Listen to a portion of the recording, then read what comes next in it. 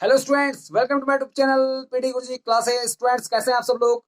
आज हम बात करने जा रहे हैं स्टूडेंट्स क्लास 10th के chapter light refraction and reflection के ऊपर आज हम बात करने जा रहे हैं, यानी कि प्रकाश परावर्तन और अपवर्तन के ऊपर आज हम बात करने जा रहे हैं, जिसके चैप्टर के लेक्चर 4 के ऊपर हम बात करेंगे। ठीक है, तो इससे पहले हमारे 3 वीडियोस जो हैं अभी तक इसमें अपलोड हो चुके हैं इस सीरीज में। स्टूडेंट्स क्लास 10th की जो सीरीज चल रही है और उसमें आज जो है आपका चौथा वीडियो आपके सामने है, जिसमें मैं आज आपके लिए लेकर आया हूं क्रांतिक कोण और पूर्ण आंतरिक परावर्तन, critical angle and total internal refraction. ठीक है, तो क्या होता है समझते हैं इसको स्टूडेंट्स। अगर अभी तक आपने चैनल को लाइक शेयर एंड सब्सक्राइब नहीं किया तो please like share and subscribe कीजिए और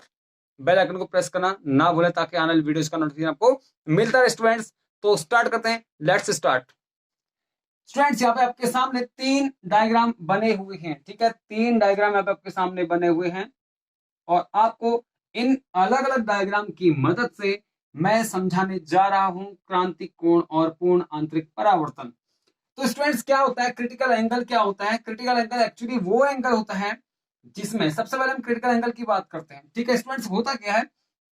जब क्या होता है आपका ये जो एंगल, ये आपको जो रे दिख रही है इसे कहते हैं हम लाइट रे, यानी कि कहते हैं इसे इंसिडेंस रे। ठीक है, रे ऑफ इंसिडेंस कहते हैं इसको। तो ये यानी कि क्या कहते हैं इसे आपतित किरण। ठीक है, तो आपतित किरण क्या होती है जब एक माध्यम से दूसरे माध्यम में जाती है तो क्या होता है, ये नॉर्मल यानी कि अभिलंब है, अभिलंब से या तो दूर जाती है या फिर पास आती है। ठीक है स्टूडेंट्स, ये रूल है आपका, आपको पता होना चाहिए, लॉ है, ये आपको मालूम होना चाहिए कि पहले माध्यम से दूसरे माध्यम में जब क्या होती है प्रकाश की किरण क्या होती है जाती है, यानी कि सघन से विरल या विरल से सघन में जाती है, तो उसमें एक दो कंडीशन बनती है। वो डिपेंड करेगा कि वो सघन से विरल में जा रहा है या फिर विरल से सघन में जा रहा है। तो क्या होता है उसका अपवर्तन होता है, यानी कि अपने एक माध्यम से जब दूसरे माध्यम में जाती है तो क्या होता है उसमें प्रकाश की किरण यानी कि जो रे ऑफ इंसिडेंस है वो क्या होती है रिफ्रैक्शन के बाद। ठीक है, आफ्टर रिफ्रैक्शन वो क्या होती है वो क्या होती है नॉर्मल, यानी कि अभिलंब से या तो दूर चली जाती है या फिर पास आ जाती है। ठीक है, तो यहाँ पे दो कंडीशन बनती है। अब हमारे जो क्रांतिक कोण है और जो पूर्ण आंतरिक परावर्तन की जो घटना है, यह जो होती है यह जो होता है आपका केवल और केवल कहाँ होता है, सघन माध्यम से विरल माध्यम में जाने पर ही पॉसिबल होता है। अब ऐसा क्यों होता है, केवल सघन से विरल में ही क्यों पॉसिबल होता है, इसके ऊपर हम बात करते हैं। देखिए क्या होता है स्टूडेंट्स,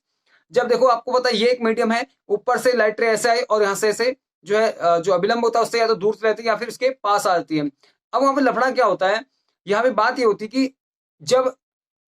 जो आपका लाइट रे है यानी कि जो रे ऑफ इंसिडेंस है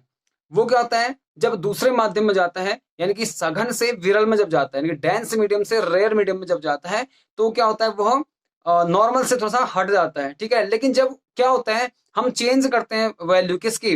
वैल्यू चेंज करते हैं एंगल ऑफ इंसिडेंस की, यानी कि आपतन कोण की जो वैल्यू है उसको क्या करते हैं चेंज करते हैं, यानी उसको हम बढ़ाते हैं। ठीक है, उसको बढ़ाते हैं। देखिए ध्यान से, यहाँ पे पहले कम है, ठीक है, तो जैसे क्या होता है कम होती है तो आपका जो आर है कि जो आपका ये जो आर आपको दिख रहा है अपवर्तन कोण। ठीक है, जब आपतन कोण की वैल्यू जब कम है, देखो आपको अभिलंब से जो है आपतित किरण के बीच बनने वाला कोण क्या है, ये है आपका आपतन कोण, यानी कि इसको कहते हैं नॉर्मल और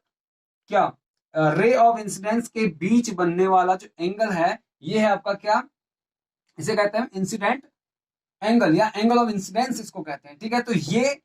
जब कम है तो तब यहाँ पे आर यानी कि जो आपका एंगल ऑफ रिफ्रैक्शन है वो भी क्या है आपका कम है। ठीक है, वो दूर जरूर जा रही है क्योंकि सघन से विरल माध्यम यानी कि डेंस से रेयर मीडियम में क्या हो रहा है उसका वो क्या हो रही है एंटर हो रही है। तो भैया पता है हमें कि भाई सघन से विरल माध्यम क्या होती है अभिलंब से दूर जाती है। अब अभिलंब से दूर जा रही है वो ठीक है, ठीक है, बट यहाँ क्या है कि आई का जो वैल्यू यहाँ पे क्या है कम है तो उसका रिफ्रैक्शन भी उतना ज्यादा, एंगल ऑफ रिफ्रैक्शन भी उतना ज्यादा नहीं है। लेकिन क्या होता है कंडीशन के बाद जब यहाँ आई आपको दिख रहा है, ये अभी देखो ये छोटा था एंगल आई, अब यहाँ एंगल आई क्या हो गया बड़ा हो गया है। ठीक है, तो एंगल आई का मान जब हम बढ़ाते हैं जैसे जैसे यानी कि आपतन कोण का मान जब हम बढ़ाते हैं, आपतन कोण का मान बढ़ाने का मतलब पहले जैसे हम ऐसे उसको भेज रहे थे या ऐसे वो आ रहा था तो अब क्या होगा थोड़ा सा ऐसे तिरछे में आएगा हल्का सा। ठीक है, तो इससे क्या होगा ये एंगल के बढ़ने से जो होता है आपका यानी कि आर जो है आपका आर का एंगल भी बढ़ जाता है। ठीक है, यानी कि जो एंगल आई है, एंगल ऑफ इंसिडेंस है, वो जब बहुत ज्यादा बढ़ जाता है तो जो अपवर्तित किरण है यानी कि अपवर्तित कोण है, ठीक है, एंगल ऑफ रिफ्रैक्शन जो है, ठीक है, अपवर्तन कोण का मान क्या होता है, बढ़ जाता है। वो लगभग लगभग क्या होता है, 90 डिग्री का हो जाता है भैया। जो ऐसे ऐसे ऐसे आनी थी वो अब कैसे होगी, देखो पहले ऐसे आ रही थी, फिर ऐसे ऐसे ऐसे बढ़ते बढ़ते क्या होगी, यहाँ पर ही क्या होगी, सीधे होगी, ठीक है। यानी कि अभिलंब के साथ यानी कि नॉर्मल के साथ जो है इसका जो एंगल बना वो क्या बन रहा है, 90 डिग्री का बना है, 90 डिग्री का एंगल बन रहा है। तो ऐसी कंडीशन में क्या होता है, जब जब आपतन कोण का जो मान है इस हद तक बढ़ जाए, यानी कि इतना हो जाए कि जिससे अपवर्तन कोण का जो मान है यानी कि एंगल ऑफ रिफ्रैक्शन है वो क्या हो जाए, 90 डिग्री का हो जाए, तो इस कंडीशन को हम कहते हैं क्रांतिक कोण, यानी कि इस एंगल को हम कहते हैं क्रांतिक कोण यानी कि क्रिटिकल एंगल। ठीक है भैया, तो क्रिटिकल एंगल का जो ये सीन है यहां दिख रहा है आपको, क्रिटिकल एंगल, ये क्रिटिकल एंगल वाली पोजीशन होती है जिसमें क्या होता है, आई की वैल्यू को हम बढ़ाते जाते हैं। पहले देखो आपतन कोण कम है तो सघन से विरल में जा रही, तो भैया ऑब्वियसली अभिलंब से दूर हट रही है, हटेगी, लेकिन कंडीशन सेम रहेगी। यहाँ भी डेंस मीडियम है, ठीक है, ध्यान देना, यहाँ भी डेंस है, यहाँ भी रेयर मीडियम है, यहाँ भी डेंस है और यहाँ भी आपका रेयर मीडियम है, लेकिन कंडीशन तो वही है। अब लेकिन बात क्या हो रही है कि जो इंसिडेंस एंगल ऑफ इंसिडेंस है वो क्या होगा, उसका वैल्यू क्या हो रहा है, बढ़ रहा है, यानी कि आपतन कोण का मान जैसे जैसे बढ़ता है तो अपवर्तन कोण यानी कि एंगल ऑफ रिफ्रैक्शन का वैल्यू भी क्या होता है, बढ़ते जाता है, और बढ़ते बढ़ते इतना बढ़ जाता है कि अपवर्तन कोण का जो मान होता है क्या होता है, 90 डिग्री हो जाता है। ऐसी कंडीशन में यानी कि वह स्थिति, ठीक है, अपवर्तन कोण की वह स्थिति, सॉरी आपतन कोण की वह स्थिति यानी कि एंगल ऑफ इंसिडेंस की वो कंडीशन जिसमें एंगल ऑफ रिफ्रैक्शन यानी कि अपवर्तन कोण का जो मान होता है वो क्या होता है, 90 डिग्री हो जाए, तो उस कंडीशन को, उस कोण को हम कहते हैं क्या, क्रांतिक कोण कहते हैं, यानी कि क्रिटिकल एंगल कहते हैं। ठीक है स्टूडेंट, ये समझ में आ गया होगा। अब हम बात करते हैं क्रिटिकल एंगल से आगे बढ़ते हैं, टोटल इंटरनल रिफ्लेक्शन। ठीक है, टोटल इंटरनल रिफ्लेक्शन। तो स्टूडेंट्स पहली बात तो हमने जो पहली कंडीशन में हमने बात की थी, when I is less than C, मतलब जब क्रिटिकल एंगल से छोटा हो आपका आई, आपतन कोण का जो मान है, जब एंगल क्रिटिकल एंगल से क्या होता है, छोटा, क्रिटिकल एंगल का मान मैंने क्या बताया अभी, 90 डिग्री, जब 90 डिग्री से कम हो incidence of angle of incidence यानी कि आपतन कोण का मान जब 90 डिग्री से कम हो, ठीक है, क्योंकि सी जो आपका क्रिटिकल एंगल को दिखाता है, क्रिटिकल एंगल का जो सीन है वो क्या 90 डिग्री पर बनता है। ठीक है, तो 90 डिग्री जब सी का वैल्यू क्या हो, 90 डिग्री हो तो तब तो ठीक है, लेकिन उससे जब कम है यानी कि सी का वैल्यू जो है कम है, यानी कि क्रांतिक कोण का जो आई का जो मान है वो क्या हो, क्रांतिक कोण से जब छोटा होता है, तो ये वाली कंडीशन बनती है। दूसरी कंडीशन, जब I and C both are equal, यानी कि क्रिटिकल एंगल और एंगल ऑफ इंसिडेंस दोनों क्या है, बराबर हैं, तो इस कंडीशन में क्या बनती है, 90 डिग्री का कोण बनता है। अपवर्तन कोण का मान जो था 90 डिग्री होता है, यानी कि angle of refraction will be 90 degree in this condition and it is known as the critical angle। ठीक है, चलिए अब थर्ड कंडीशन की बात हम कर लेते हैं यहाँ पे, जिसमें हमारा इंटरनल टोटल इंटरनल रिफ्लेक्शन आएगा। ठीक है, टोटल एंगल रिफ्लेक्शन, हम बात तो रिफ्रैक्शन की करते लेकिन पहुंच कहाँ गए हैं, रिफ्लेक्शन में। तो ये क्या हो रहा है भैया, तो देखिए इसमें क्या होता है, जब एंगल ऑफ इंसिडेंस यानी कि आपतन कोण का मान इतना ज्यादा बढ़ा दिया जाए, ठीक है, चलो मैं इसको थोड़ा सा और अच्छा कर लेता हूं, जब इसकी वैल्यू इतनी ज्यादा हो जाए, एंगल ऑफ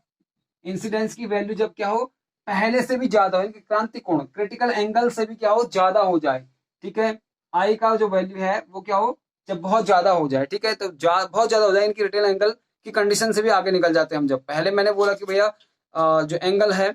आपतन कोण है वो क्या है, कम है, फिर उसके बाद उसको और बढ़ाया, इस कंडीशन में पहुंचा दिया कि अपवर्तन कोण का मान क्या हो गया, 90 डिग्री हो गया, लेकिन हमने उसको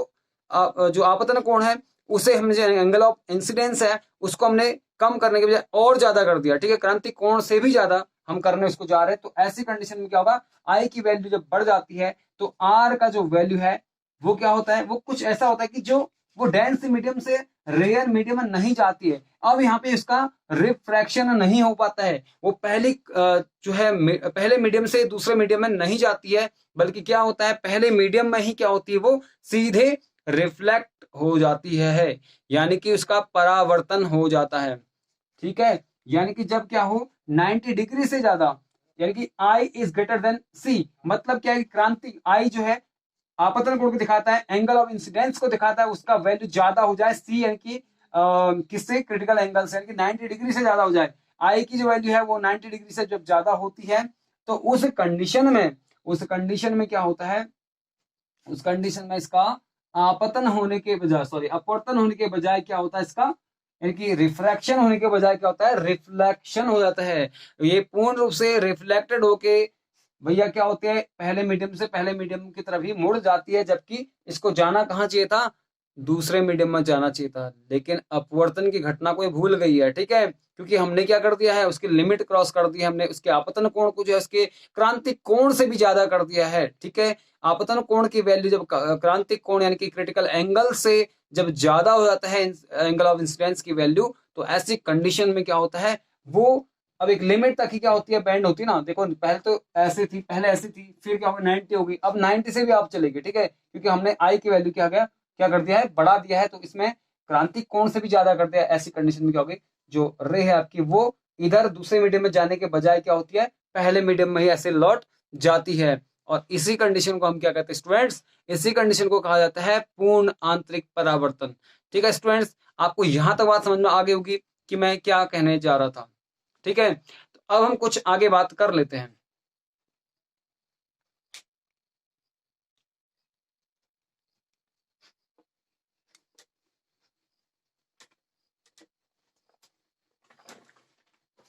स्टूडेंट्स, पूर्ण आंतरिक परावर्तन की घटनाएं जो हैं बहुत जगहों पे जो है ये देखी जाती है, जैसे रेगिस्तान में आपने सुना होगा मिरेज का बनना, ठीक है। मिरेज क्या होता है, देखो मिरेज भी इसका एक बहुत बड़ा एग्जाम्पल है। और मिरेज की कंडीशन में क्या होता है, रेगिस्तान में क्या होता है, आपको पता है कि बहुत ज्यादा गर्मी होती है, ठीक है स्टूडेंट्स, बहुत ज्यादा गर्मी होती है, और इसके वजह से क्या होता है, जो मिट्टी यानी कि रेत के पास की जो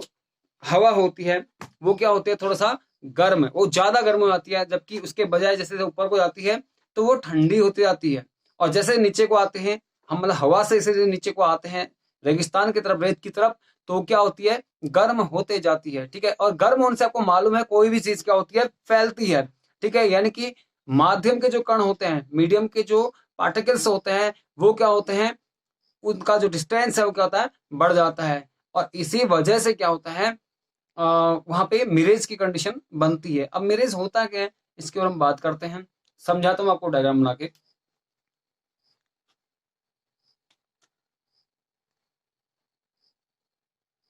स्टूडेंट देखिए, यहाँ पे एक कंडीशन बनती है आपकी,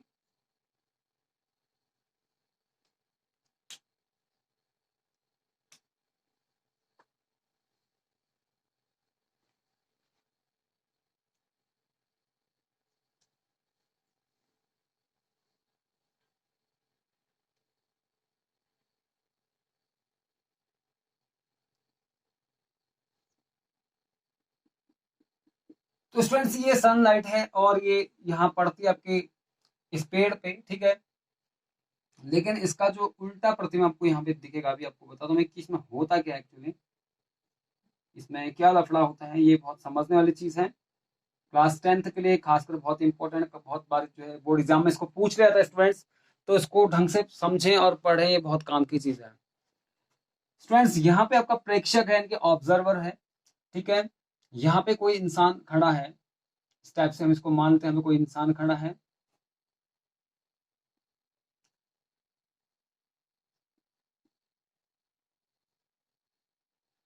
तो स्टूडेंट्स क्या होता है, ये जो इसकी आंखों में कुछ इस टाइप से बनता है,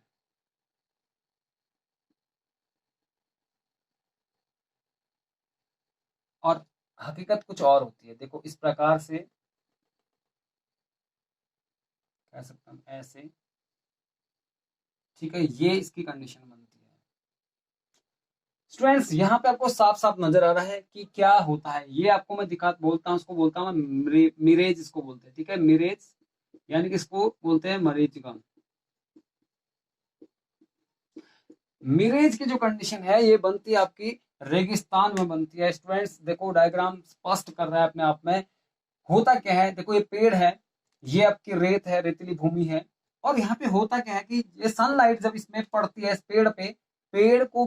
टच करते हुए जैसे लाइट जाती है तो क्या होता है, वो कुछ इस प्रकार से आपतित होती है कि उसका आपतन कोण जो होता है, ऑब्वियसली बात है कि भाई आपतन कोण का मान क्या होता है, वो 90 डिग्री हो जाता है, 90 डिग्री से ज्यादा हो जाता है। ऐसा कब होता है मैं आपको ये भी बता दूं, ऐसा तब होता है स्टूडेंट्स जब बात की जाए किसकी, जब गर्मी ज्यादा हो। ये कंडीशन केवल गर्मियों में होती है, और गर्मी में ही ये कंडीशन क्यों बनती है, इसके पीछे भी कारण है। स्टूडेंट्स क्या होता है,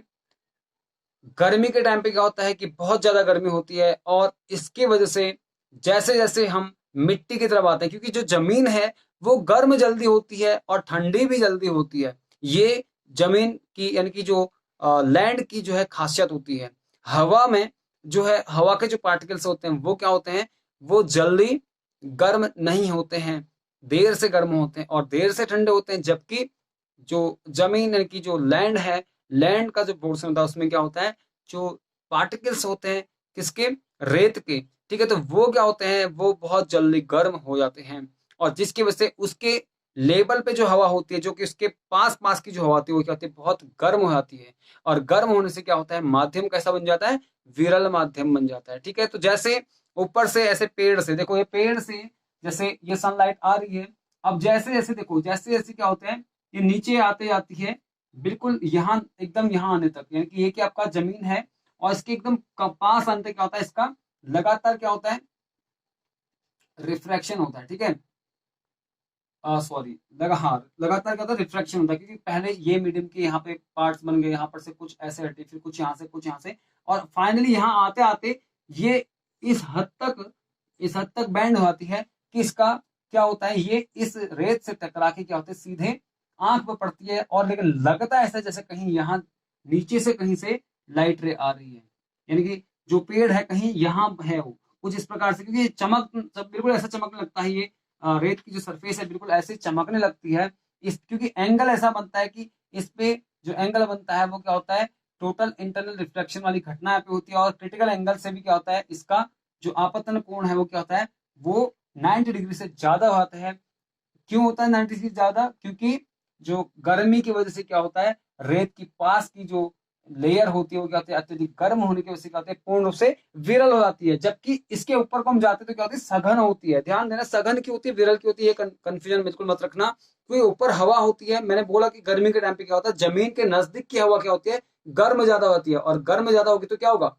भैया, पार्टिकल्स कहेंगे फैलेंगे, और पार्टिकल्स अगर फैलेंगे तो माध्यम कैसा बनेगा, विरल बनेगा बनेगा। ठीक है, तो उसके बजाय ऊपर हवा का जो माध्यम है वो थोड़ा सा ठंडा होने की वजह से क्या होता है, वो सघन होता है। ठीक है, तो सघन से विरल में आने पर क्या होता है,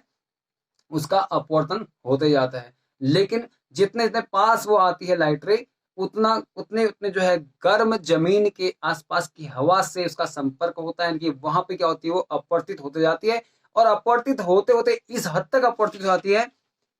मतलब इस हद तक, इस एंगल से वो गिरती है, ऐसे आपतन कोण से इस प्रकार से वो गिरती है कि उसका अपवर्तन होने के बजाय क्या होता है, परावर्तन हो जाता है। ठीक है, तो इसलिए जो पेड़ है उसकी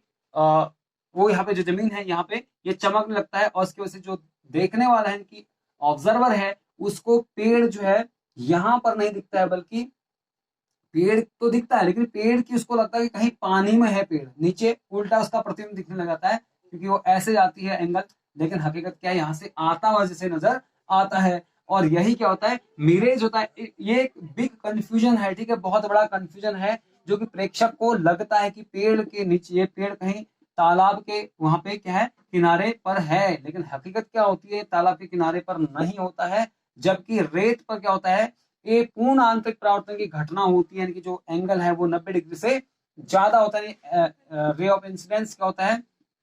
उसकी वैल्यू इतनी ज्यादा बढ़ जाती है, क्योंकि बार बार जो हर लेयर से जो अपवर्तित होते रहते हैं, और यहाँ अंत तक जो है फाइनली इतना अपवर्तन का की जो घटना है इस हद तक हो जाती है कि आपतन कोण का मान सर्वाधिक हो जाता है, सर्वाधिक से भी ज्यादा होता है इस कंडीशन में, यानी कि क्रिटिकल एंगल से भी ज्यादा ज्यादा हो जाता है, यानी कि आंतरिक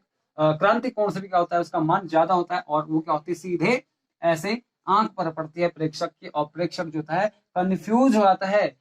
बिल्कुल कंफ्यूज आता है। और इस कंडीशन को ही हम क्या कहते हैं, मरीचिका यानी कि मिरेज कहते हैं। तो इस प्रकार से रेगिस्तान में जानवर भी कई बार क्या होते हैं, कंफ्यूज हो जाते हैं। भैया क्या होता है, मृग होते हैं, ठीक है, वहां पे क्या होता है, वो जंगल में जो है, सॉरी रेगिस्तान में जो है घूम रहे होते हैं और उन्हें प्यास लगी होती है, तो दूर से चमकती हुई रेत को देख के वो समझते हैं कहीं तालाब है, पर हकीकत क्या होता है, वो तालाब नहीं होता है, बल्कि वहां पर पूर्ण आंतरिक परावर्तन, ठीक है, टोटल इंटरनल रिफ्लेक्शन की घटना होती है, जिसकी वजह से क्या होते हैं, कंफ्यूज हो जाते हैं। ठीक है, तो ये था आज का लेसन स्टूडेंट्स। आगे जो है आपको मैं इससे संबंधित और अच्छी से अच्छी वीडियो आपके लिए लेकर आऊंगा। यदि आपको समझ में आता है, अच्छा लगा, तो लाइक शेयर एंड सब्सक्राइब करिए और बेल आइकन को प्रेस करना ना भूले, ताकि आने वाले वीडियोस का नोटिफिकेशन आपको मिलता रहे। स्टूडेंट्स मिलते हैं नेक्स्ट वीडियो में, तब तक के लिए take care, bye bye, thanks for watching.